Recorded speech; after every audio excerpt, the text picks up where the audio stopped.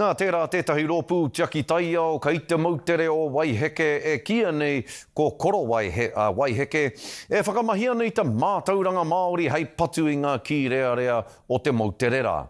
E mahi tahi ana rātou ko Capital Kiwi Project, te noho aka o tuki au me ngā mana whenua kia paia i te kōkiritanga o tēnei kaupapa hou. Kei a Mārena Mane te roa ngātu.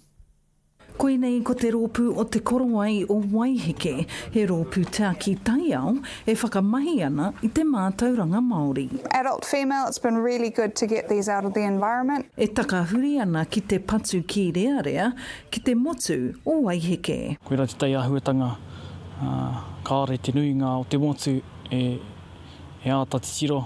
Ko te mahi tahi ki ngā rōpū mātanga me te haukāinga te mahi, he whakakotahi i ngā mātauranga tuku iho ki ngā tukanga hou, hei teaki i ngā manu.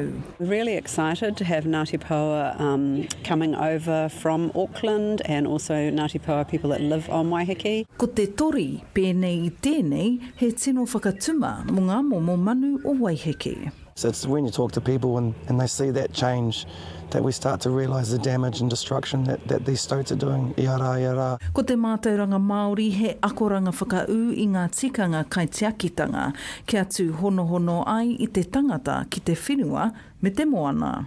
I pai te wānanga i ngā pō, tira ngā kōrero. E pāna ki te patu i ngā ki rea, o tira te whakahau manu. I te whenua, i te wai, o tira ngā repo, o tēnei takiwā. Mā te mahi tahi kia Ngāti Pāwa, ko te whai a te korowai o Waiheke, ko te whakamana ake i te iwi, ki te arahi i ngā mahi teaki whenua, me te whai oranga tonutanga. Instead of Western science, look at it from a Mātauranga Māori lens. Perhaps it's that one key thing that we're missing at the moment. We're licking our lips at the opportunity going, how awesome is this, you know, so that's something the three of us are really excited about. Muia katoa ngā te ngahere, muia katoa ngā rangi, i te kapua manu.